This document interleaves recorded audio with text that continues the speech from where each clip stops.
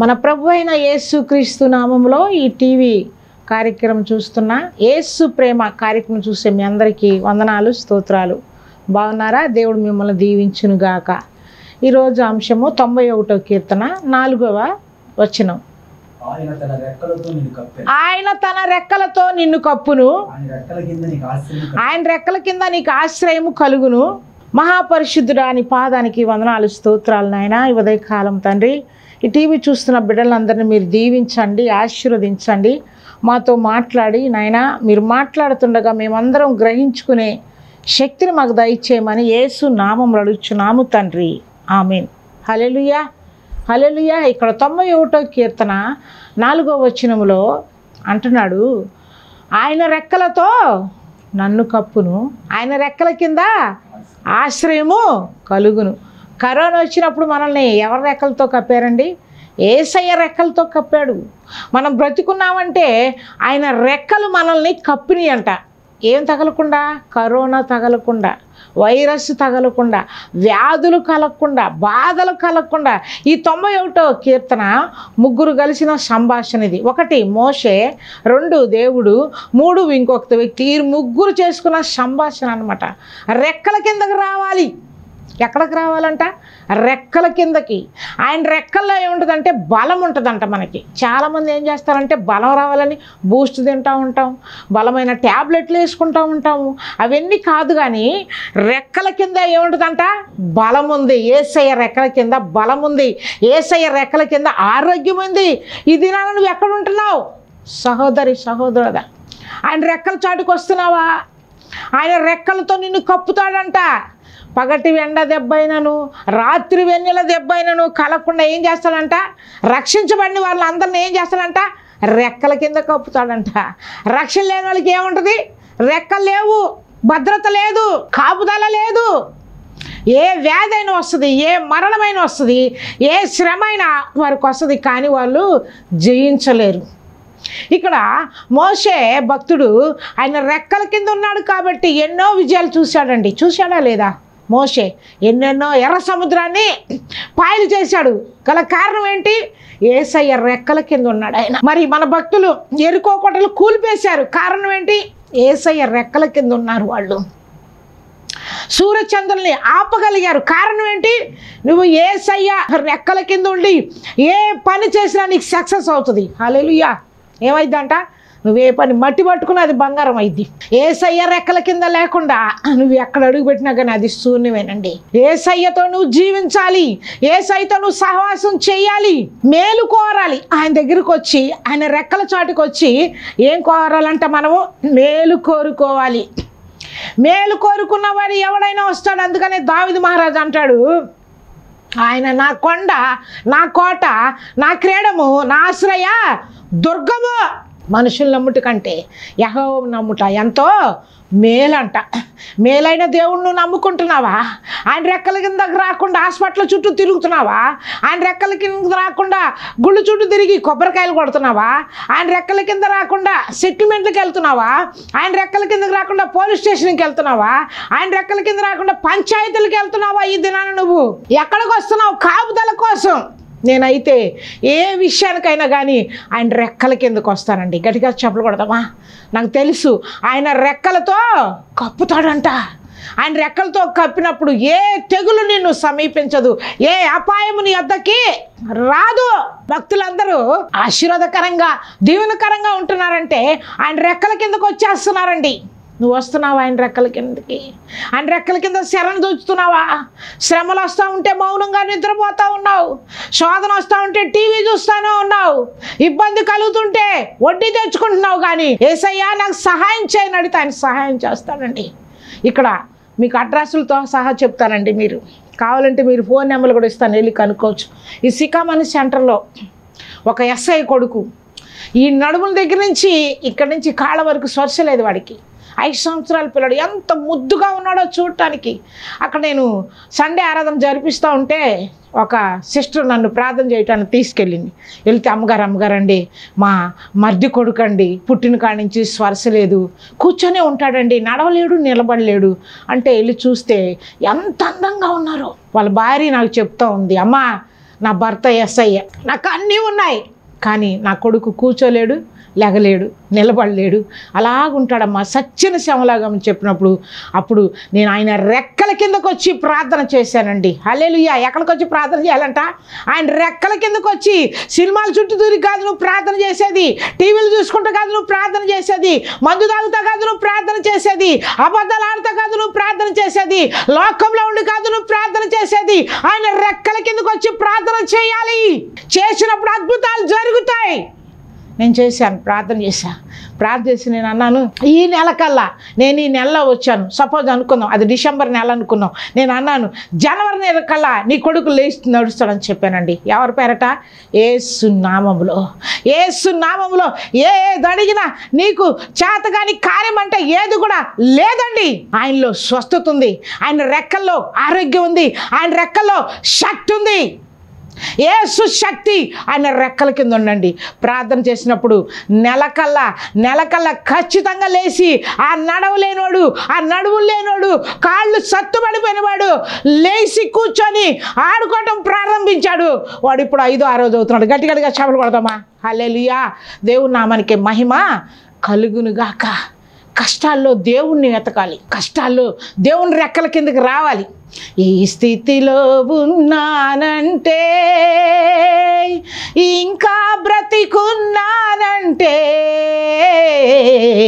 నీ కృపా, నీ కృపా, నీ కృపా, నీ కృపా, ఇది నీ కృపా. కష్టకాలమందు నా చెంత చేరి నన్నాదరించింది నీ కృపా, నీ కృపా, నీ కృపా, ఇది నీ కృపా. ఎవరి కృప అండి? ఎవరి కృప? నడువులు లేనోళ్ళకి నడువులు ఇచ్చింది ఎవరి కృప? సత్తుబడిన శరీరానికి శక్తి ఇచ్చింది ఎవరి కృప? యేసయ్య కృప. దేవుని శక్తి, దేవుని శక్తి నువ్వు తెలుసుకోలేకపోతున్నావు. ప్రార్థిస్తున్నావు, ఉపవాసం ఉంటున్నావు, మందిరానికి ఇస్తున్నావు, దశభాగాలు ఇస్తున్నావు, కానుకలు ఇస్తున్నావు, రేపు క్రిస్మస్కి స్టార్ కూడా పెడతావు, కానీ యేసయ్య శక్తి నువ్వు గమనించుకోలేకపోతున్నావు. వ్యర్థమే. ఆయన రెక్కల కిందికి నువ్వు రాపోతే వ్యర్థమే. ఇక్కడ అంటున్నాడు దావీదు మహారాజు, అయ్యా నీ రెక్కల కింద నేను శరణుజొచ్చి ఉన్నాను. ప్రతి ఒక్క భక్తుడు అడుగుతున్నాడండి. అబ్రహాం గారు కూడా ఇక్కడ అంటున్నారు, అయ్యో దేవుడా నీ రెక్కల కింద వచ్చానయ్యా, నాకు సంతానాన్ని అనుగ్రహించయ్యా, అయ్యో అయ్యో అని అంగలారుస్తున్నారండి. అంతకంటే గొప్పవారం కాదండి మనం ప్రార్థించడానికి నోరు రాదు. అన్నిటికీ సమయం ఉంటుంది.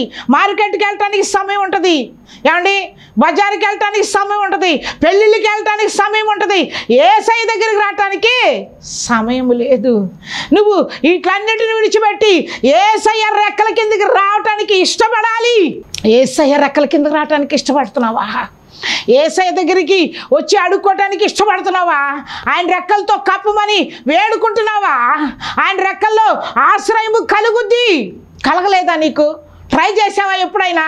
వ్యాధి వచ్చినప్పుడు యేసయ్య రెక్కల కిందకు వచ్చి ట్రై చేసావా? దుఃఖం వచ్చినప్పుడు యేసయ్య రెక్కల కిందకు వచ్చి ట్రై చేసావా? శోధన వచ్చినప్పుడు యేసయ్య శరణు వచ్చి ట్రై చేసావా నువ్వు? హల్లెలూయా, హల్లెలూయా. ప్రార్థన జీవితాన్ని మార్చిద్దండి. ప్రార్థన నీ స్థితిగతులు తిరగదిప్పిద్దండి.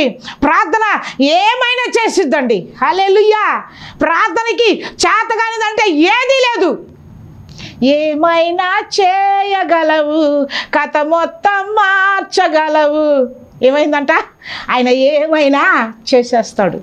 నీకు నాకు చేయటానికి చేత కాదండి. మనం దేనికి చేతగాని మనం మనల్ని ప్రేమించి పరలోకం విడిచి ఈ భూమి మీదకి వచ్చాడు ఆయన నరుడిగా. ఎవరి కోసం?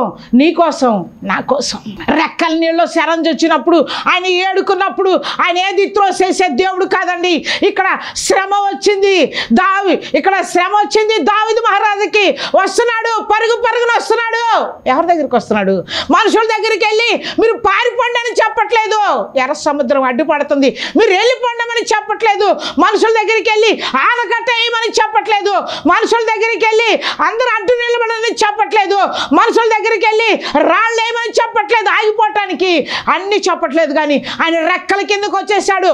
పరుగున మోషే రెక్కల కిందకు వచ్చి ఆయన రెక్కల కింద నిలబడి అంటున్నాడు, ఎర్ర సముద్రం వైపు చూస్తూ తన చేతులెత్తి ఆయన రెక్కల వైపు చేతులెత్తి ప్రార్థన చేసినప్పుడు ఎర్ర సముద్రము పాయలైపోయింది. గట్టిగా చెమలు కొడదామా? యేసు నామానికే మహిమ కలగాలండి. అలాంటి భక్తిగల ప్రార్థన నీ దగ్గర ఉందా? అలాంటి జీవితాన్ని నువ్వు జీవిస్తున్నావా? అలాంటి బ్రతుకు నువ్వు బ్రతుకుతున్నావా? నమ్ముచున్నావు? ఎవరి నీ భర్త రెక్కల కిందకి వెళ్తున్నావు శోధన రాగానే, నీ భార్య రెక్కల కిందకి వెళ్ళిపోతున్నావు శోధన రాగానే, నీ బంధువుల రెక్కల కిందకి వెళ్తున్నావు శోధన రాగానే, నీ డబ్బు రెక్కల కిందకి వెళ్తున్నావు శోధన రాగానే, లోకం వైపు చూస్తున్నావు కానీ కింద వైపు చూస్తున్నావు. ఎక్కడ చూస్తున్నావు? శ్రమ రాగానే కింద. ఎవరి దగ్గరికి వెళ్తే స్వస్థత కలిగిద్ది? ఎవరి దగ్గరికి వెళ్తే నాకు న్యాయం జరిగిద్ది? ఎవరి దగ్గరికి వెళ్తే నాకు సహాయం దొరికిద్దని మనుషుల వైపు ఆయన అంటున్నాడు. దావీదు మహారాజు అంటున్నాడు, ఆకాశం వైపు నేను కన్నులు ఎత్తుతున్నాను, నీ తట్టు నాకు సహాయము నీ దగ్గర నుంచే రావాలి. ఎక్కడి నుంచి రావాలి సహాయం మనకి? యేసయ్య దగ్గర నుంచే సహాయం రావాలి. యేసయ్య ఆదరించేవాడు, యేసయ్య ఉద్ధరించేవాడు, యేసయ్య స్వస్థపరిచేవాడు, యేసయ్య బాగు చేసేవాడు. పాపికి మందు యేసయ్య. ఏమండి, ఏడుసుకి మందు ఉంది, పాపానికి మందు లేదు. పాపికి మందు ఏంటి? యేసయ్య. పాపికి స్నేహితుడు ఎవరు? యేసయ్య. నీకు నాకు స్నేహితుడు కాదు. ఉగ్రసేము రక్షణ పొంది ఏళ్ల తరబడి 30 సంవత్సరాలు దేవుని నమ్ముకొని బలారాధన తీసుకొని కోటాలకి వెళ్ళిన మనకి యేసయ్య మందు కాదు, ఉగ్రుడు. మనకి క్షమిస్తాడు నువ్వు చేసిన ప్రతి ఒక్క పాపం. ఎప్పుడు క్షమిస్తాడు? లోకంలో ఉన్నప్పుడు క్షమిస్తాడు.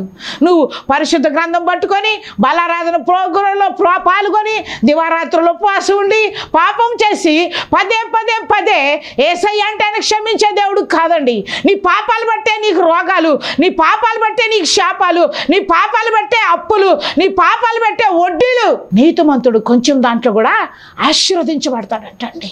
హల్లెలూయా, హల్లెలూయా. ఇక్కడే ప్రైజర్పేటలో ఒక్కతే ఒక కూతురండి, 4 కొడుకులు, ఒక్కతే ఒక కూతురు. గొంతు క్యాన్సర్ వచ్చింది అమ్మాయికి. గొంతు అంతా ఇక్కడ వాసి గడ్డలాగా ఉండి మింగటానికి ఇబ్బంది పడుతుంది. అంటే నేను చెప్పాను, అమ్మ పిల్ల అన్నం తినట్లేదు, ఇబ్బంది పడుతుంది, గొంతు అంతా వాసిందని చెప్తే ప్రైర్ చేసినాక తగ్గిద్దిలే అమ్మ అని చెప్పా. అలాగుండి కొంతకాలం అయిన తర్వాత ఆమెకి మ్యారేజ్ వయసు వచ్చినాక వాళ్ళు ఏం చేశారంటే ఇంకా ఈ లావు అది తగ్గుతుంది వాపు వస్తుంది. వాళ్ళ తల్లికి అనుమానం వచ్చి హాస్పిటల్ తీసుకెళ్తే వాళ్ళు చెప్పారంట, ఇది గొంతు క్యాన్సర్. ఏం క్యాన్సరు? ఇది గొంతు క్యాన్సరు. ఆపరేషన్ చేస్తాం, బెడ్లో జాయిన్ చేయి, ఇంకా అమ్మాయికి పెళ్లి చేయకూడదు, ఆ అమ్మాయికి వివాహానికి పనికిరాదంటే ఒకటే ఏడుపంట. ఏం చేయాలి? ఒక్కగానో కూతురు, పెళ్లి చేసి ఆ బిడ్డను చూసి సంతోషపడాలని తల్లి ఎంతగానో ఆతులు పడుతుంది. కానీ డాక్టర్ ఏం చెప్పాడు? పెళ్లి చేయకూడదు, క్యాన్సర్ ఆపరేషన్ చేస్తామంటే బెడ్లో జాయిన్ చేశారంట. నేను అప్పుడే కర్నూలు సభలకు వెళ్ళి వచ్చేప్పటికి ఆ తల్లి ఆంటీ నన్ను చూసి వచ్చింది, తాళం తీస్తున్నా వచ్చింది. అమ్మగారు ఏంటి ఆంటీ, ఏమైంది చెప్పాను. కానీ అమ్మ నా కూతురికి క్యాన్సర్ అంట, గొంతు క్యాన్సర్ అంట, ఆపరేషన్ చేస్తారంటమ్మా, పెళ్లి చేయకూడదంటమ్మా. వాళ్ళకేంటి వాళ్ళ మేనమామకి ఇచ్చి చేసుకోవాలని ఎప్పటి నుంచో ఆశ.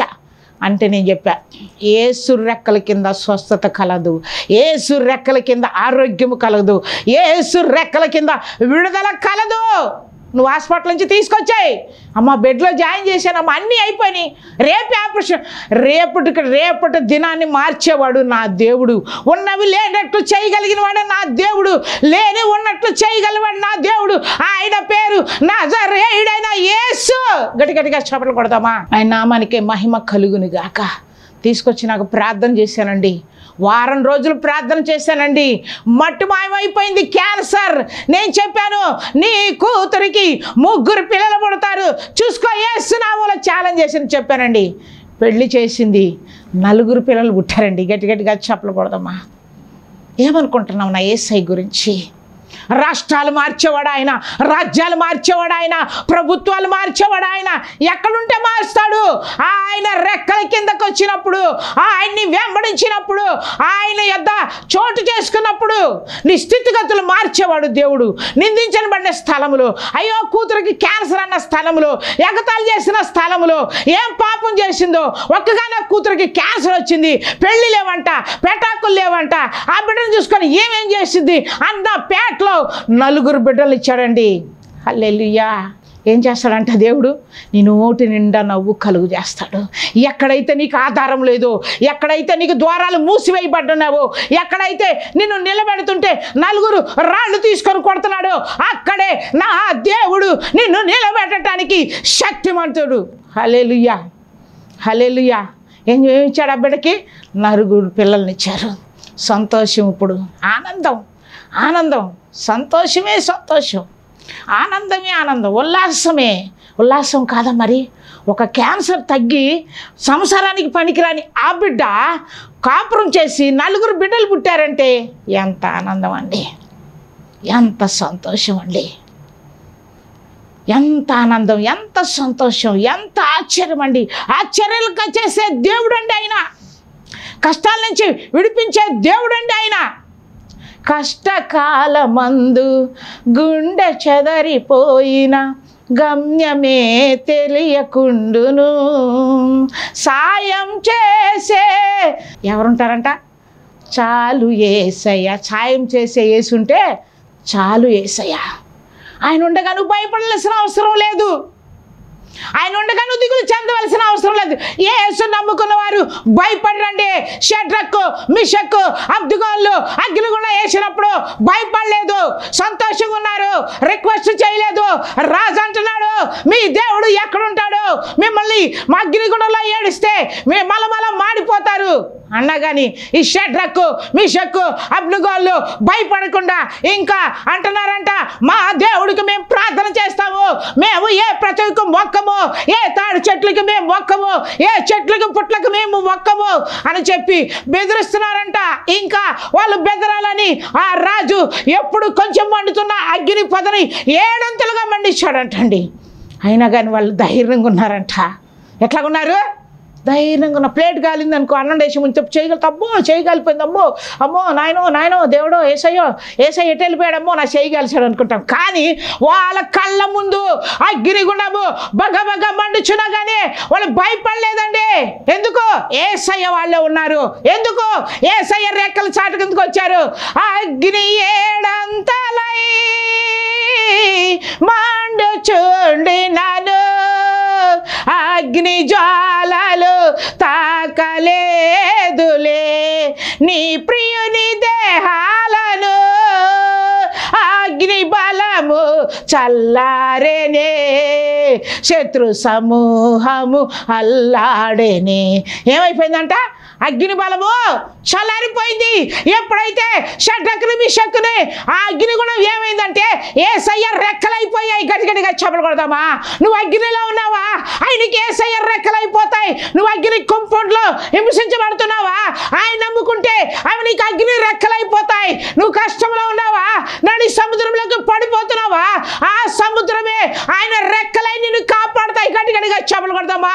ఆ సముద్రం ఎదురొచ్చినప్పుడు మోషేకి ఆ సముద్రమే ఏసీ అయిపోయింది. ఆ సముద్రంలోంచే దారి వచ్చింది.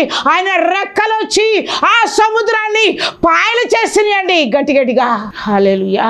నీ జీవితంలో రావచ్చు ఎర్ర సముద్రంలోంచి పాయలు ఎర్ర సముద్రం లాంటి శ్రమలు రావచ్చు.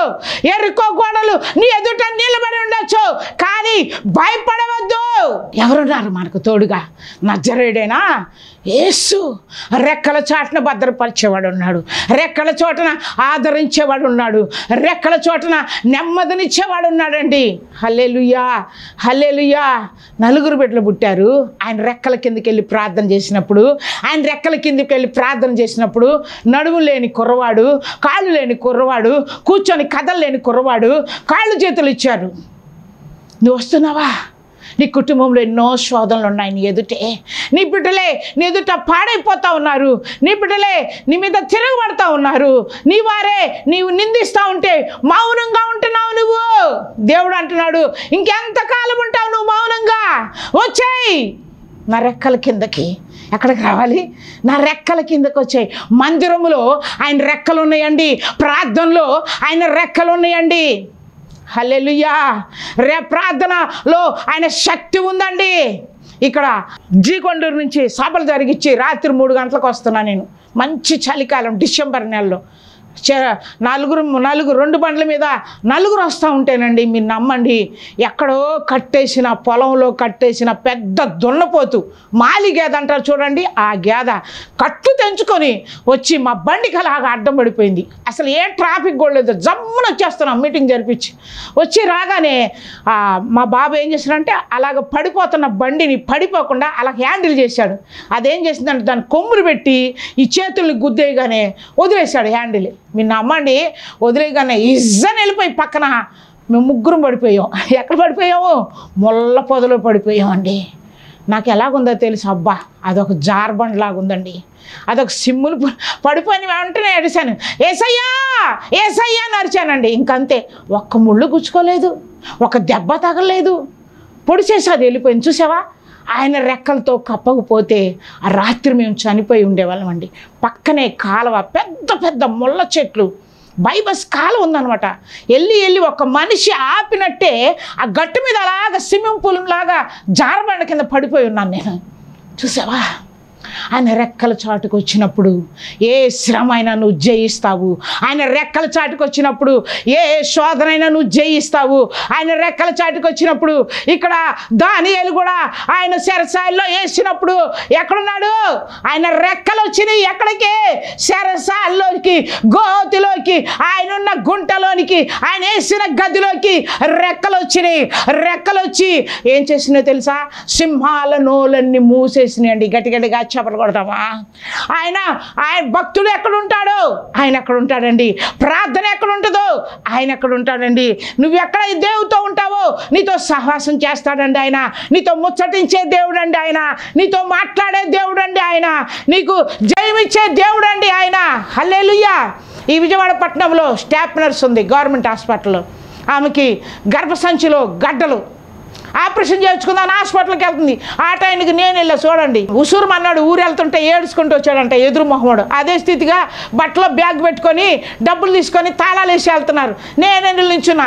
నన్ను చూసి వాళ్ళిద్దరు మొహం మార్చుకున్నారు. ఇదేంటి, నేను వెళ్ళగానే పలకరించే వ్యక్తులు ముఖం మార్చుకున్నారు ఏంటి అలా? ఏంటమ్మా ఏం జరిగిందమ్మా? ఏం జరిగిందిరా అండి, మా బతుకులు ఇంత. ఏమైనా అసలు చెప్పు అని అన్న. సరే చిన్న ప్రార్థన చేయండి, మేము వెళ్ళాలి తొందరగా అంటున్నారు కానీ హాస్పిటల్ కానీ చెప్పట్లా. మేము వెళ్ళాలి తొందరగా అంటున్నారు కానీ హాస్పిటల్ కానీ చెప్పట్లా. ఏం జరిగిందమ్మా చెప్పు అన్నాను కానీ అప్పుడు చెప్పలేదు. సరేలే ప్రార్థన చేసి వెళ్ళిపోదాం, వాళ్ళు చెప్పినప్పుడు మనకెందుకు అని మెల్లగా వస్తుంటే ప్రార్థన చేసినప్పుడు దేవుడు నాకు దర్శనం చూపించాడు.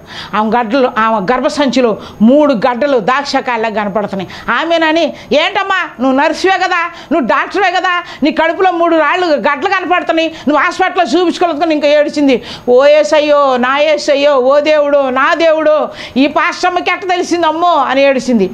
ఏడిచినాక నేను చెప్పా, మరి అవునండి 3 గంటలు ఉన్నాయి అంట, రేపు పొద్దున ఆపరేషన్ జాయిన్ అవ్వమన్నారు, 70,000 అంట, ₹1,00,000 వెళ్తాయి అంట, ఇగో 70,000 తీసుకొని వెళ్తాం. నేను అన్నా, నువ్వు నమ్మగలిగితే, ఆయన రెక్కల కిందకి రాగలిగితే, ఆయన ఎంత శరణు చూస్తే, ఆయన వైపు చూస్తే, ఆయన నమ్ముకుంటే, ఆయన వైపుని చెయ్యిస్తే, ఆయన కృంగిల వారిని లేవనెత్తే దేవుడు, గుండె చెదిన వారిని బాగు చేసే దేవుడు, ఆయనకు అసాధ్యమైంది ఈ భూమి మీద ఏది కూడా లేదు అని నేను ప్రార్థన చేశానండి.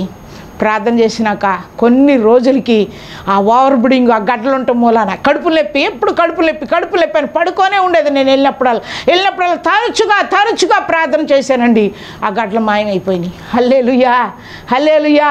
వాళ్ళ ఫ్యామిలీ డాక్టర్ ఉందంట, ఆమంటుందంట, ఏంటమ్మా హాస్పిటల్కి వచ్చి జాయిన్ అవుతానన్నావు, ఎక్కడ చేయించుకున్న ఆపరేషన్ అంటే ఏం పొట్ట తీసి చూపించిందంట. చూడండి, నేను ఎక్కడ ఆపరేషన్ చేయించుకోలేదు. ఒక అమ్మగారు వచ్చి నాకు ప్రార్థన చేశారు, నా కడుపులో గడ్డలు పోయినాయి, హల్లెలూయా, హల్లెలూయా, హల్లెలూయా. యేసయ్య నామంలో శక్తి ఉన్నదయ్యా, యేసయ్య నామంలో శక్తి ఉన్నదమ్మా. నమ్మితే చాలు నీవు పొందుకుంటావు శక్తిని. యేసయ్య నామంలో శక్తి ఉన్నదయ్యా, శ్రీ యేసయ్య నామంలో శక్తి ఉన్నదమ్మా. రోగ పీడలు జయించే శక్తి కలిగినది యేసయ్య నామం. మనిషికి స్వస్థతనిచ్చే శక్తి కలిగినది యేసయ్య నామం. యేసయ్య నామంలో ఎవరి నామం ప్రార్థన చేశానండి? ఎవరి రెక్కలకుండి ప్రార్థన చేశానండి? టెంట్ల కింద ప్రార్థన చేశానా? గుళ్ళ కింద ప్రార్థన చేశానా? అంతరాలు వేసుకొని ప్రార్థన చేశానా? ఎర్రనీళ్ళు తీసి ప్రార్థన చేశానా? దిగదీసి ఎక్కడ? ఆయన రెక్కల నీడలో, ఆయన రెక్కల నీళ్ళలో నీకు నెమ్మది కలిగిద్ది. ఆయన రెక్కల నీళ్ళలో స్వస్థత, ఆయన రెక్కల నీళ్ళలో ఆరోగ్యం, ఆయన రెక్కల నీళ్ళలో క్షేమము. ఆయన ఎద్దకు వస్తే నిన్ను బాగు చేస్తాడంట. భక్తులు వచ్చారు, మోషే వచ్చాడు ఆయన రెక్కల నీడకి, షడ్రక్ మిషక్ వచ్చారు ఆయన రెక్కల నీడకి, అబ్రహాం వచ్చాడు ఆయన రెక్కల నీడకి, దావీదు మహారాజు వచ్చాడు. నువ్వు వస్తున్నావా? రాలేకపోతున్నావు. ఇంకా క్రిస్మస్ రాని అంటావు. ఎన్ని క్రిస్మస్లు వెళ్ళిపోతాయి నువ్వు రక్షణ పొందటానికి? ఇంకా జనవరి రాని అంటావు. ఎన్ని జనవరిలు వెళ్ళిపోతాయి నువ్వు రక్షణ పొందటానికి? ఇంకా ఈస్టర్ రావాలంటావు. మా ఆయన నేను ఒకసారి తీసుకుంటామండి. అబ్బా మా తల్లి, బంగారు తల్లి, మీ ఆయన నువ్వు తీసుకుంటే ఇద్దరు ఒకసారి చచ్చిపోతారు. నువ్వు ఇద్దరు ఒకసారి చచ్చిపోతారా? ఎవరి పిలుపు వాళ్ళదే, ఎవరి రక్షణ వారిదే, ఎవరి ప్రార్థన వాళ్ళదే. మీ ఆయన నువ్వు అంటే కుదరదు. తిరగలు విసురుతుండగా ఆయన రాకడ సమయంలో ఒకళ్ళు ఎత్తబడతారు, ఒకళ్ళు దించబడతారు. గ్యారంటీ లేదు. రేపు నీది కాదు, రేపు నీదని గ్యారంటీ ఉందా? రేపు తీసుకోవటానికి బాప్టిజం, క్రిస్మస్ తీసుకోవటానికి రేపు నీదని గ్యారంటీ ఉందా? నువ్వు తొడిగే చెప్పులకు గ్యారంటీ ఉంది, జేబుల పెన్నుకు గ్యారంటీ ఉంది. తొడిగే చెప్పులకు గ్యారంటీ ఉంది, జేబుల పెన్నుకు గ్యారంటీ ఉంది. గుండె సూదికి గ్యారంటీ ఉంది, నీ గుండెకు గ్యారంటీ లేదు. ఉందా? నీ బ్రతుకి గ్యారంటీ ఉందా? నీ ఇంటికి గ్యారంటీ ఉందా? నీ ఊపిరికి గ్యారంటీ ఉందిగా? గ్యారంటీ లేదు. మన గ్యారంటీ అయిన రాజ్యము పరలోకం ఒకటే. హల్లెలూయా, హల్లెలూయా. ఎక్కడంటండి? యేసయ్య దగ్గరే నీ గ్యారంటీ, నీ ప్రాణానికి. యేసయ్య దగ్గరే నీ ప్రాణానికి కాపుదల. ప్రార్థన చేసుకుందాం. ప్రార్థన, ప్రార్థన. కన్నులు మూసుకోండి, కన్నులు మూసుకోండి. ప్రతి ఒక్కరు మీ పనులు అక్కడ పెట్టి ఒక్క నిమిషం ప్రార్థన చేద్దాం. పరిశుద్ధుడా, ఈ టీవీ ప్రోగ్రాం చూస్తున్న ప్రతి ఒక్క బిడ్డ నీ పాదముల చెంతకు రావాలయ్యా, నీ రెక్కల నెడకు రావాలయ్యా, నీ శరణు జొచ్చాలయ్యా. భక్తులు ఎంతమంది వచ్చి స్వస్థత పొందుకున్నారు ప్రభువా. మేమందరము కూడా నీ రెక్కల కింద చేరి నీ పరలోక రాజ్యాన్ని స్వతంత్రించుకునే భాగ్యాన్ని అనుగ్రహించమని యేసు నామములో అడుగుచున్నాం తండ్రి. ఆమేన్. God bless you.